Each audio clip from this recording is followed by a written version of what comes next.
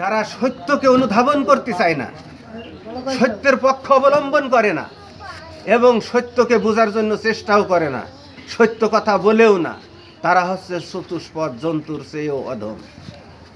জন্তু, পশু পাখি, আপনার গরু ছাগল এ মনিবের কথা শোনে, কিন্তু আমরা যারা কোরআন বুঝেছি, কোরআন অনুযায়ী জীবন গড়ার জন্য আমরা যাদেরকে আদেশ করি, আমরা কোরআন বুঝি, কোরআন জানি, আজ কোরআনের সত্য কথাকে অনুধাবন করার জন্য চেষ্টা করিনি। যার কারণে আল্লাহ তাআলা এই ঘোষণা দিয়েছেন যে তোমরা চতুষ্পদ জন্তুর চেয়েও অধম। যেহেতু আল্লাহ আমাদের যে মনিব, সেই মনিবের কথা আমরা মোটিও বোঝার জন্য আমরা অনুধাবন করি না। সত্য পথে কথা বলার জন্য আমরা সত্যের পথে আমরা এক বিন্দু অগ্রসর হয়নি। আমরা খালি সন্দেহ করি। কি করি? নিজেরাই ক্ষতিগ্রস্ত হয়ে যাচ্ছি। সন্দেহ আমাদের ভিতরে চুল পরিমাণ করতে হবে না। আল্লাহ সম্পর্কে, আল্লাহ রাসূল সম্পর্কে, এ সম্পর্কে সূরা আপনার হুজুরাতের 15 নম্বর আয়াত আল্লাহ তাআলা বলেছেন, ইন্নামাল মুমিনুনা আল্লাযীনা আমানু লাম ইয়ারতাবু ওয়া জাহাদু ফি সাবিলিল্লাহি বিআমওয়ালিকুম ওয়া আনফুসিকুম ফি সাবিলিল্লাহ উলাইকা হুমুস সাদিকুন।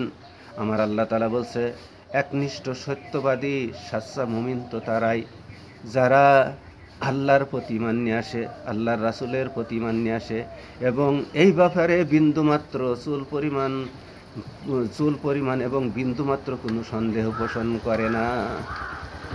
তাহলে আমরা কোরআন জানার পরে, কোরআন বোঝার পরে, সত্য জানার পরে, সত্য উপলব্ধি করার পরেও কেন এত সন্দেহ পোষণ করি বলেন?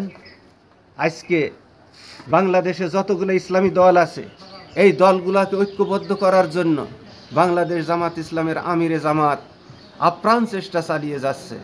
সবাই আহ্বানে সাড়া দিল, দেওয়ার পরে এখন আবার তারা সন্দেহ পোষণ করছে যে ওদের সাথে যা যাবে না। ওরা ইসলামের কথা বলে বটে, কিন্তু আকীদার দোষ আছে।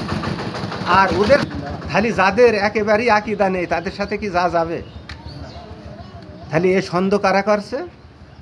আজকে যারা ইসলামপন্থী, কোরআনপন্থী, যারা ইমামপন্থী, আজকে তাই আপনাদেরকে উদ্যোক্ত আহ্বান জানাচ্ছি যে শুধু আমার মসজিদের ইমাম আমাকে সত্য পথে ডাকছে না বলে আমরা আসবো না তা না। আমাদেরও দায়িত্ব। আমার রাসূল সাল্লাল্লাহু আলাইহি ওয়াসাল্লাম বলেছেন, কুল্লুকুম রাইন ওয়া কুল্লুকুম মাসউলুন আন রাওয়ায়াতিহি। প্রত্যেক ব্যক্তি দায়িত্বশীল, প্রত্যেককে তার অধীনস্থ সম্পর্কে আল্লাহর কাছে জবাবদিহি করার লাগবে।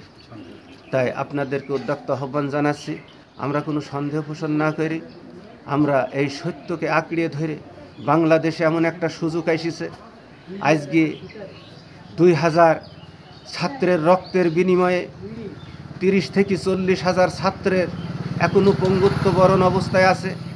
তাদের রুহের মাগফিরাত কামনার্থে এবং তাদের এই রক্তের বিনিময়ে আজকে বাংলাদেশে 54 বছর ধরে অনেক কোরআনের পাখিরা জীবন দিয়েছে। সাইদি সাহেব জীবন দিয়েছে। সে কখনো আপনার